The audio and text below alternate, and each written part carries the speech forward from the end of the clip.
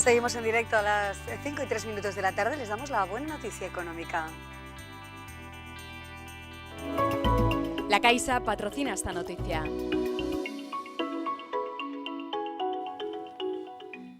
Una noticia de balance de todo este largo puente foral. Se han incrementado las ventas en las superficies comerciales en un 8% respecto al año pasado. Destacamos sin duda alguna esta buena noticia previa a la campaña de Navidad.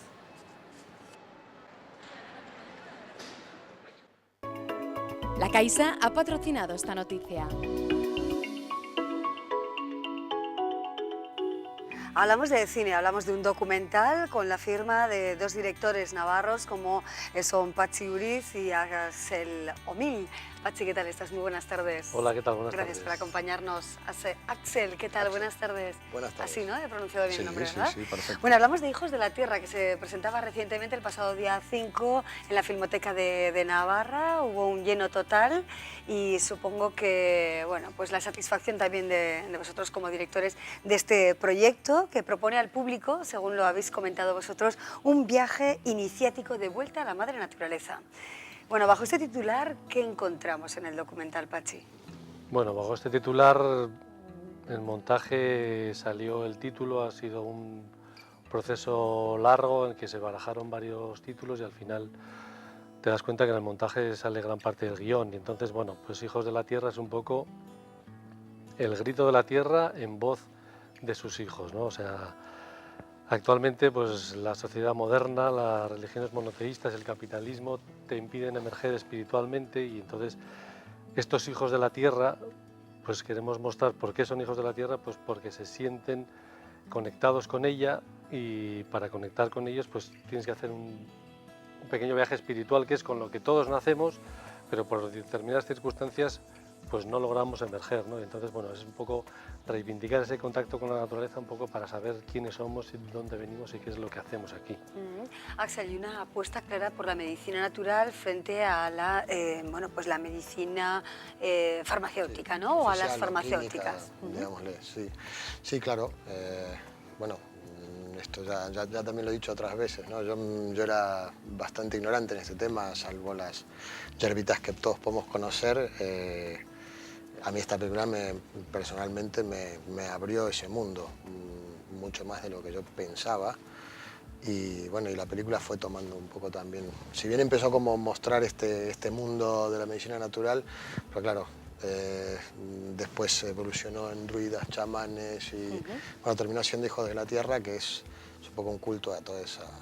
Sí, vamos a ver el tráiler del documental y así también los telespectadores se pueden hacer la idea de qué estamos hablando, ¿no? De qué tipo de película, dónde nos lleva, a qué lugares del mundo lo vemos y seguimos charlando acerca del documental.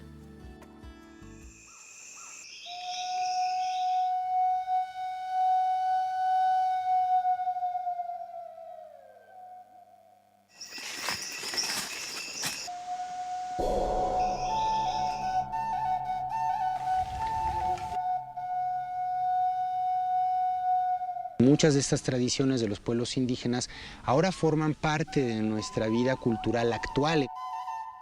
Buscar alternativas, buscar medicinas.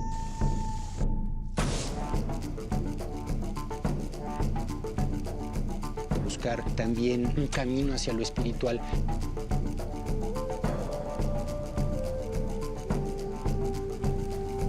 Hay un momento en que la persona, llámale iniciación, llámale paso a la edad adulta, tiene que hacer un peregrinaje.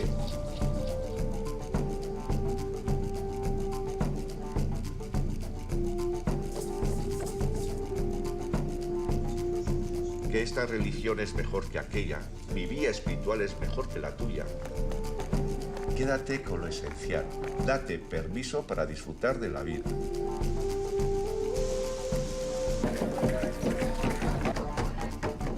Para mí la vida se renova cada día. Yo me muero cada día y estoy en la mejor fase de mi vida.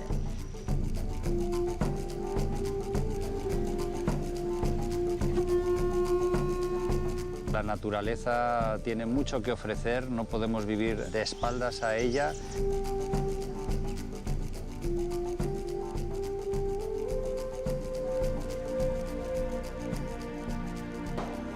Quando o povo indígena recupera a sua cultura, recupera o seu espiritual, ele resgata o seu valor, resgata o seu amor próprio e cresce. Ahí entendí por qué el druida realizaba ese camino para poder llegar a ese conocimiento de la naturaleza.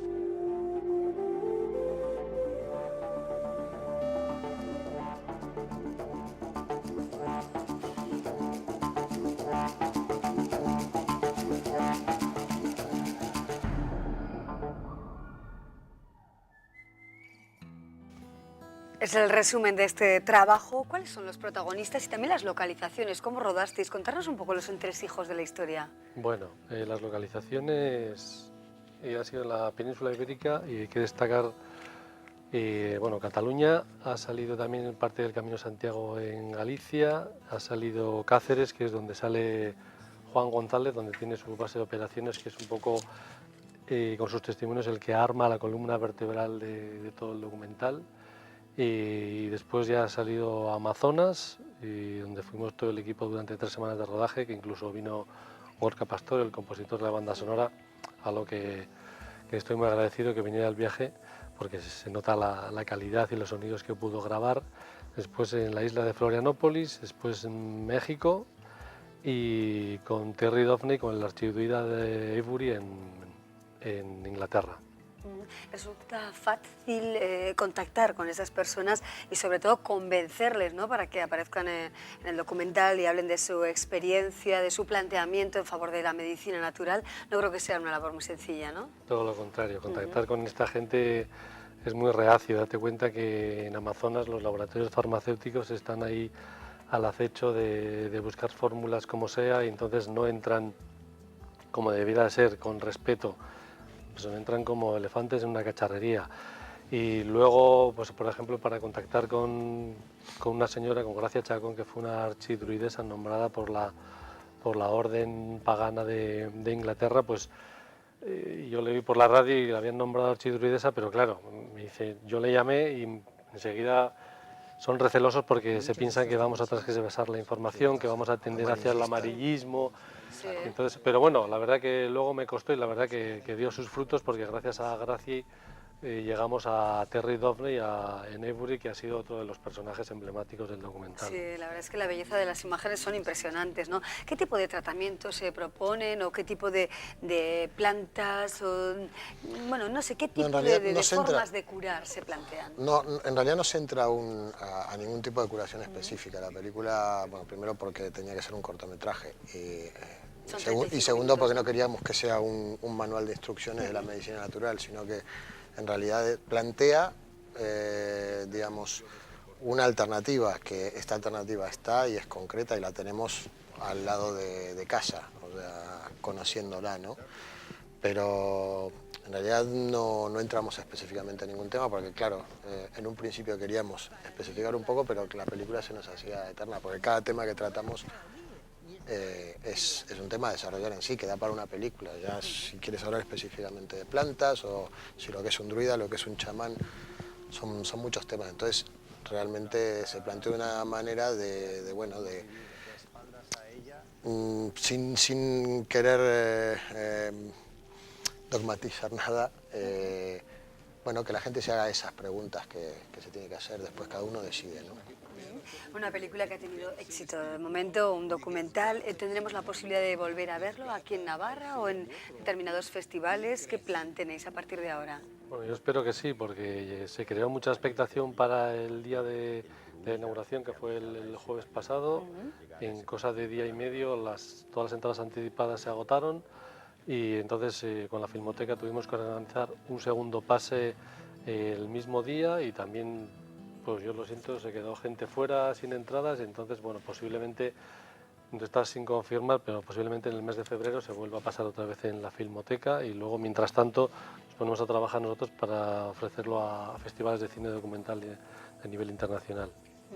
Se ha podido captar en muchos trabajos que vosotros hayáis conocido este tipo de forma de vivir, de crecer espiritualmente, de plantearse la vida de esta manera. ¿Tenéis grandes referencias en ese sentido? Hay diferentes estilos, ¿no? Pero un documental que yo vi para cuando me metí un poco en el tema de esta película es Ayurveda, que es un documental de medicina hindú, de la medicina ayurvédica. Y después, claro, o sea, referencias así, pues Baraka, Samsara, todos estos... pero bueno, claro, son películas ya, palabras mayores, ¿no? Pero bueno, siempre uno apunta a lo que a uno le gusta también, ¿no? Claro, Hijos de la Tierra, que ha sido posible con la financiación, entre otros, también del INAH, ¿verdad?, del Instituto de Cinematografía de Navarra, y bueno, y de mucho trabajo, ¿no?, por parte de todo el equipo, que es un equipo importante, como decíais al principio, que habéis viajado por distintos países, con esa música que destaca muchísimo también en la obra y que firma Gorka Pastor, que no ha podido acompañarnos. Que sea un éxito. La verdad es que no tuvimos la oportunidad, en mi caso, de verla en la Filmoteca, así que espero poder verla en otro momento, ¿no? Muchísimas gracias, Patxi Uriz, que tengáis suerte y éxito. Gracias, Axel, hasta pronto. Gracias. Bueno, y nosotros seguimos adelante con Historias de la Radio. Se ha inaugurado recientemente esta mañana una exposición que nos cuenta los entresijos del medio de comunicación por excelencia. Mucho ha llovido desde que en el año 1933 Radio Navarra se empezara a dejar oír en aparatos como este. Este viejo micrófono de pie del año 33 es el primero que se utilizó en la entonces Radio Navarra, el mismo que en 1936 utilizó este hombre, el general Mola, para declarar desde los estudios de la calle Mayor de Pamplona el estado de guerra tras el golpe de Estado. Como acreditan estas placas originales, Radio Navarra pasaría en 1937 a llamarse Radio Requeté. Eran tiempos de magnetófonos y micros gigantes, de grabadoras que pesaban un mundo.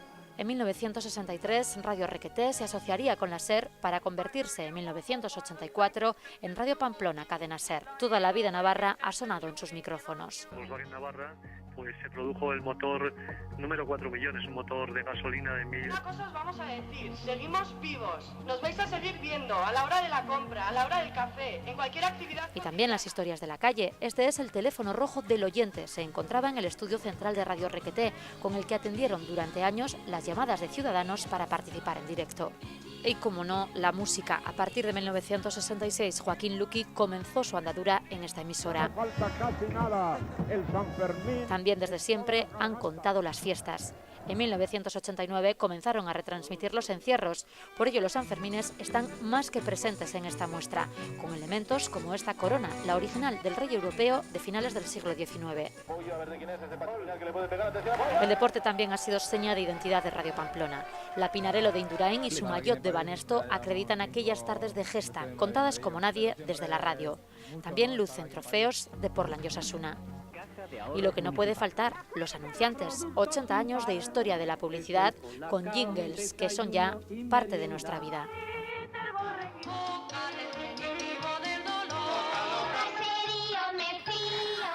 Mañana precisamente tendremos una charla con personas que han estado vinculadas a lo largo de toda su vida profesional al mundo de la radio. Así comenzaremos mañana nuestro programa.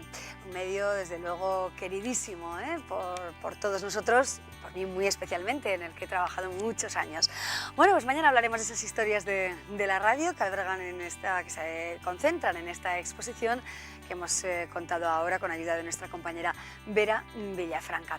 Y ahora vamos a disfrutar también del dulce. ¿A quién no le apetece ahora un buen chocolate o una trufa? En Arcupe nos presentan la mejor calidad. Hola, soy Santi y os voy a enseñar cómo se hace el proceso del chocolate en la chocolatería Arcupe. Los padres de los tíos de mi padre así también hacían chocolate, pero bueno, como se hacía hace 70-80 años. Y luego pues se dejaron de hacer este tipo de fábricas pequeñas, ya no se hicieron, desaparecieron. Y luego pues tenían panadería y yo le estuve ayudando a mi padre, luego nos juntamos ahí con la panificadora barzonesa y bueno, ya con 24 o 25 años pues bueno, decidimos poner una pastelería. Hacemos el chocolate a partir del cacao y bueno, eso al final hace que lo que vendemos hacemos nosotros y hacemos con las mejores materias primas que encontramos y sobre todo es eso, que el hacer tú de todo lo que puedas.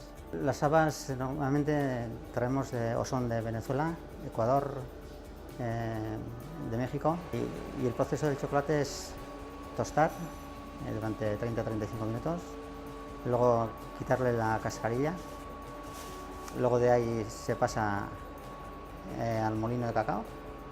Ahí es de donde sale la pasta de cacao. Y a partir de la pasta de cacao es donde empezamos a hacer las mezclas, y que las mezclas se hacen en una amasadora que está más o menos a 40 o 50 grados para que la manteca de cacao esté fluida y así se pueda trabajar. Y de ahí sale más o menos a 150 micras, y de ahí tenemos que pasar a una refinadora hasta conseguir más o menos 20 o 30 micras. Luego a partir de ahí, bueno, hay que pasar a una concha que está en nuestro caso unas 20 horas, según el tipo de concha que sea, y bueno, para que pierda acidez y para que los sólidos y la grasa del cacao se junten, liguen, y a partir de ahí pues ya se puede empezar a trabajar, hacer el bombón, tabletas o todo ese tipo de cosas. El chocolate tiene que tener brillo, tiene que tener un corte seco. Eso quiere decir que es un chocolate que lleva manteca de cacao, y bueno, y luego en boca también tiene que fundir bien, no tiene que quedar en el paladar, y bueno, hay varias cosas que hacen que un chocolate no tiene que dejar mal sabor, tiene que dejar buen sabor, y eso es lo que hace que un chocolate sea bueno o no malo. Es un poco una tienda de productos de delicatessen, de chocolates, que hay muy pocas por la zona. Todo el proceso del chocolate se hace aquí, a partir del cacao. Por supuesto que se nota, sí, la gente lo nota mucho. Es que es un chocolate recién hecho, siempre es recién hecho. O sea, tú no te vas a llevar un chocolate hecho hace un año, por ejemplo. Siempre es chocolate recién hecho. Tenemos, por ejemplo, el urrekin eguina, que es chocolate negro o chocolate con leche. Tenemos las tabletas, o sea, chocolate negro, negro con vainilla, negro con naranja, chocolate con leche. Tenemos diferentes cacaos. Este es cacao para tomar con leche, este que es para hacer chocolate a la taza. Tenemos la crema de avellanas, que puede ser también con naranja. Luego tenemos las chocolatinas y las rocas, que es almendra con chocolate negro también. Bueno, yo voy a hacer 10 años ahora y aprender el oficio con él. Casi aprendimos juntos cuando puso lo del chocolate. Entonces, el proceso en sí, el de trabajar abajo, no es difícil. Lo que tienes que meter es muchas horas para que salga un chocolate como Dios manda, claro. En Navarra yo creo que pocos. Y bueno, creemos que eso es lo que con lo que queremos que se nos diferencie, porque el que viene repite. Entonces, yo creo que es buena señal, ¿no?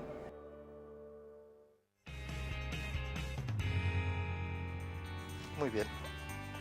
Bueno, de esa dulzura, de esos chocolates deliciosos, ahora a otra cuestión que también es deliciosa y desde luego muy cariñosa, ¿no? Como es contar un cuento a un niño. No sé si es una costumbre que está en desuso o si por el contrario es muy habitual en las familias, y si no es así, ¿por qué habría que incidir en ello, ¿no? ¿Qué supone para un niño? ¿Qué supone el hecho de escuchar un cuento, una historia? ¿En qué le beneficia en la relación con sus padres, en su desarrollo intelectual, en su posibilidad de tranquilizarse, de reflexionar? Son preguntas que lanzamos directamente al pedagogo Blas Campos. ¿Qué tal, Blas? Bienvenido, buenas tardes. Buenas tardes. Bueno, la importancia de los cuentos infantiles, ¿no? ¿Realmente están en desuso o no? ¿O los padres siguen contando cuentos por la noche a sus pequeños? Yo creo que hay un porcentaje alto que sí que cuenta cuentos a la noche a sus hijos, ¿no? Cuenta o lee cuentos, porque también la otra versión es, hay personas que quizá no se sienten seguras de contar y cogen un libro y lo leen en voz alta, ¿no? Pero creo que es uno de los momentos que se siguen manteniendo y que desde mi punto de vista son muy importantes. Sí, ¿de qué cuentos hablamos? Bueno, nosotros cuando hablamos de cuentos, o lo que vamos a proponer es cuentos que tengan un sentido importante para la madre o el padre que los cuenta. Es decir, no leer cualquier cuento, sino un cuento que para el propio padre o para la propia madre sea importante o sea interesante o sea divertido, o aquello que relata de alguna manera es significativo aunque no tenga claro por qué, ¿no? Depende de la edad a la hora de elegir el tipo de historias, qué tipo de mensaje también se quiere lanzar al niño, qué reacción se busca, ¿no? en la criatura. Sí, los cuentos deben adaptarse a las edades, lógicamente, pero quizá es más interesante que, claro, no se puede contar un cuento muy complejo, muy largo a un niño muy pequeño, pero sí que es importante, desde mi punto de vista, que ese cuento se cuente con el lenguaje de los padres, con un lenguaje que ellos estén acostumbrados a escuchar. No importa que no comprendan realmente todo el cuento o toda la profundidad, porque los cuentos importantes, los cuentos significativos, tienen siempre una lectura abierta, es decir, que con el paso del tiempo uno va descubriendo nuevos significados. Hay otros que pueden ser más apropiados para edades pequeñas, que tengan que ver con hacer rimas o con hacer canciones o hacer juegos de palabras, pero básicamente es una introducción a la comunicación y al lenguaje.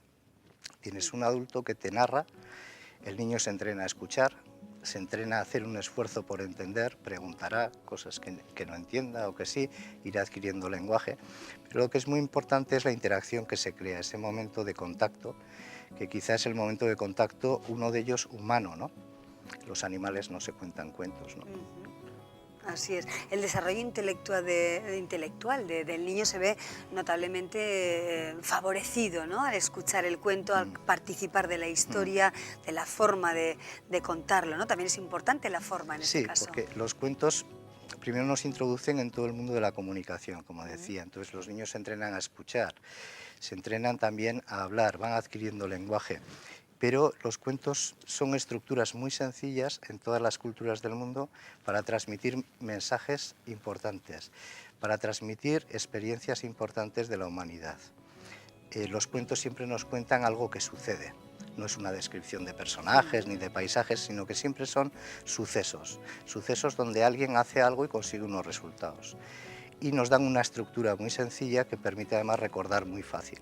Por eso todos recordamos fácilmente cuentos de la infancia. Claro. ¿Y cómo y dónde contar los cuentos, ¿no? Siempre se piensa quizá en la noche, la despedida ya del día. ¿Es lo más conveniente, más interesante, más efectivo? El tema de la noche es importante, sobre todo cuando los niños son pequeños. Los adultos no pensamos la noche de alguna manera para los niños cuando son pequeños es un momento delicado, porque si nos ponemos a pensar, de pronto nos tumbamos, apagamos las luces, cerramos los ojos y desaparecemos de alguna manera de este mundo, ¿no? Y además a veces tenemos sueños. Es un momento en el que es una despedida, es un desaparecer y desaparecer los demás, ¿no? Un poco de angustia puede ser, de miedo, ¿no? Los cuentos son un momento que pueden tranquilizar, de estar juntos, ¿no? Y luego yo creo que además se enlazan con la historia del ser humano, ¿no?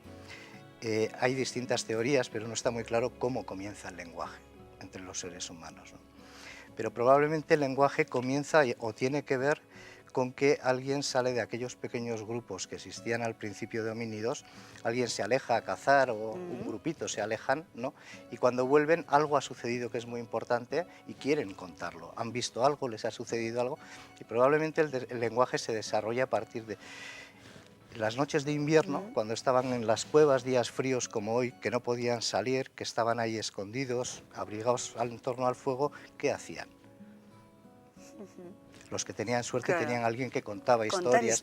Y de hecho el círculo alrededor del fuego, frente al hogar, hoy en día en la cama, de alguna manera rememora algo que es, yo creo que básico en la historia del ser humano, ¿no? El típico había una vez, la fórmula clásica, ¿la recomendarías? ¿Tiene algo bueno que hace prestar atención de una forma especial? Sí, porque el cuento nos introduce en otro mundo. Es un mundo de cosas que han sucedido, no se sabe dónde, no hay un tiempo muchas veces en el cuento, pero también muchas veces que han sucedido en otro mundo, en otro espacio, ¿no? Entonces esas fórmulas nos dan la entrada a que vamos a empezar algo. Sería como cuando se apaga la luz en el cine, vamos a entrar en otra dimensión, ¿no? Entonces sí que es interesante, ¿no? Sí. Porque creo que también ayuda a recuperar un estado de ánimo, ¿no? Cuando alguien te dice, érase una vez, Es como en la vida cotidiana que viene alguien un poco excitado y te dice, ¿no sabes lo que me ha pasado? Claro. Tú ya dices, ¿qué te ha pasado? ¿No? Ya anímicamente te predispones un poco a escuchar. Claro. Hay que fijarse también en las reacciones del niño, ¿no? Sí. Es importante sí, también es estar muy atento. Eso lo saben muy bien los cuentacuentos profesionales, ¿no? Que tienen delante un grupo numeroso de niños, ¿no? Sí, es muy importante estar muy atento y la respuesta que demos a lo que ellos dicen o hacen, ¿no? Quizá a veces más, cuando son muy pequeños, una respuesta más corporal que verbal, pero es fundamental, sí. ¿Y cuentos ancestrales también son recomendables? Quizá no tanto los cuentos que estén de moda, por ejemplo, ahora mismo, ¿no? Con esas figuras que todos los niños conocen, sino quizá, bueno, buscar entre los cuentos antiguos sería conveniente, ¿no? Es lo más interesante, porque a través del tiempo ha habido cuentos que han perdurado. Y hoy en día tenemos la riqueza de que conocemos prácticamente casi todas las tradiciones del mundo, ¿no? Entonces tenemos acceso a una gran cantidad de cuentos que son muy interesantes, por eso digo, cada padre o cada madre aquello que les resulte interesante, pero que nos hablan de situaciones que se repiten en la humanidad, ¿no? Que tienen que ver con hechos que podemos encontrarnos en la vida.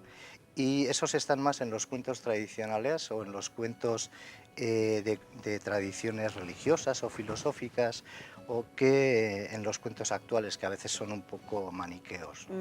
Blas Campos, nos quedamos con estas reflexiones sobre los cuentos infantiles. Gracias por acompañarnos. Gracias a ti. Hasta otra ocasión. Muy buenas gracias. tardes.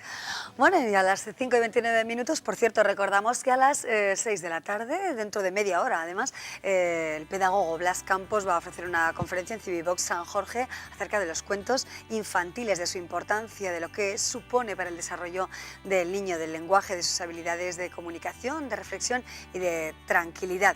Bueno, seguimos adelante, ya estamos en el tramo final del programa, contamos otras historias, incluso esta, cómo prevenir o cómo comportarnos, cómo actuar si nos encontramos con un incendio.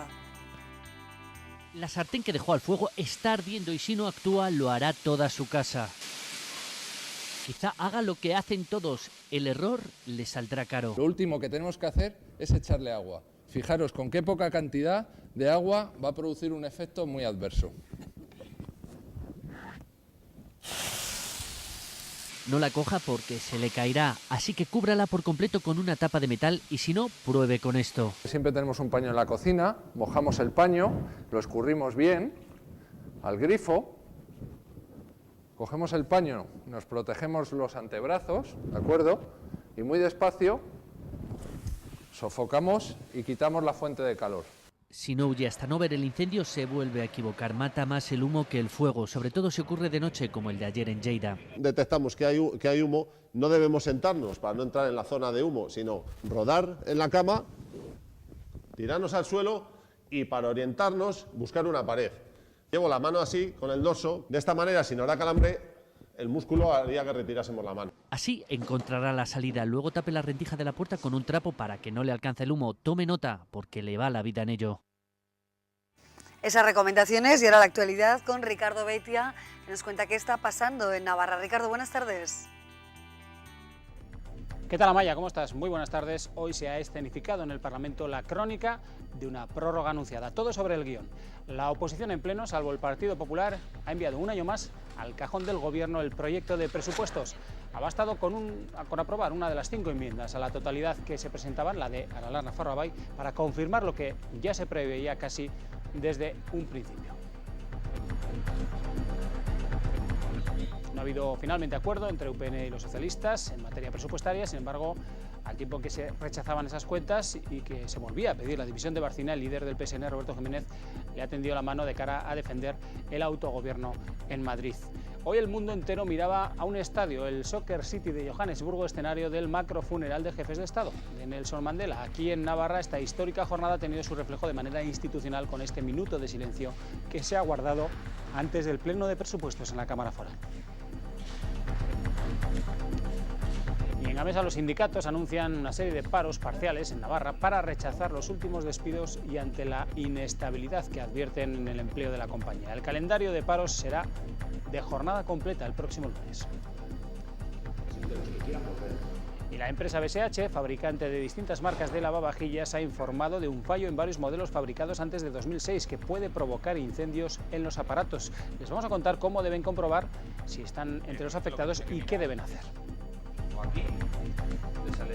Y hoy nos hemos permitido convertirnos de alguna manera en noticia, porque cada martes por la noche, día como hoy, el programa Cara a Cara les ofrece una entrevista en profundidad. Bueno, pues hoy se cumplen 300 programas, nada más y nada menos, que vamos a celebrar con una entrevista especial a quien ves en imágenes, a Irene Villa, donde nos va a hablar del libro que acaba de escribir y sobre todo de cómo aprendió a perdonar tras el atentado de ETA que casi le cuesta la vida. Más celebraciones, esta en el Palacio de Condestable de Pamplona, donde se ha inaugurado una exposición que recoge 80 años, que se dice pronto, de la historia de la radio de Radio Pamplona emitiendo en Navarra.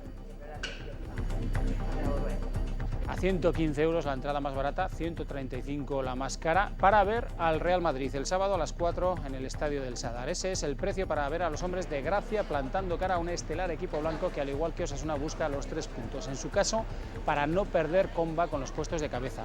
En el caso de los rojillos, para perder de vista los de cola. Y buena parte de Navarra se ha levantado, así como ves, con nieblas muy densas, persistentes, tanto que la EMET tiene activada la alerta amarilla por estos fenómenos que impiden la visibilidad, sobre todo en la ribera del Ebro. De todo ello hablaremos a las 8:30, en la segunda edición de las noticias. Nada más, Amaya, que pases una feliz tarde. Muy bien, Ricardo, muchísimas gracias y muy pendientes también de esta noche. Tenemos programas que queremos mencionar y recordarles que a las 10 tienen el tanto que contar, un recorrido por la historia de un hombre muy conocido en Navarra como es Miguel Ángel Elizaga, un hombre que, ya ven, disfruta tocando la gaita, un gaitero de toda la vida de Pamplona, una historia que nos cuenta nuestra compañera María Cisniega en el programa Tanto que Contar. Bueno, y de la gaita y de Miguel Ángel Elizaga y de toda su vida, a Irene Villa, una mujer que también tiene una vida, desde luego, digna de contar, una vida de superación marcada por el mazazo del terrorismo, como todos saben, una mujer de nuestro gremio, periodista, que conversa esta noche con el director, presentador del Cara a Cara, director de Navarra Televisión, Roberto Cámara, en un día muy especial, ya que se cumplen 300 programas de este programa de entrevistas, como es el Cara a Cara. Disfrutaremos sin duda de la compañía de Irene Villa, que ha estado en Pamplona presentando, ya lo ven, su libro. Bueno, pues 2 propuestas para esta noche en nuestra cadena. Vamos a fijarnos también si deberemos abrigarnos mucho, si hoy queremos salir a dar una vuelta, o si queremos ir al cine, o si queremos quedarnos en casa. Tenemos que saber también, bueno, pues qué temperaturas tendremos al día siguiente. Lo vemos en el tiempo y con esto nos despedimos agradeciéndoles su compañía, la atención que nos han prestado e invitándoles a que se queden con nosotros mañana a partir de las 4, que disfruten de lo que queda de esta tarde de martes. Adiós.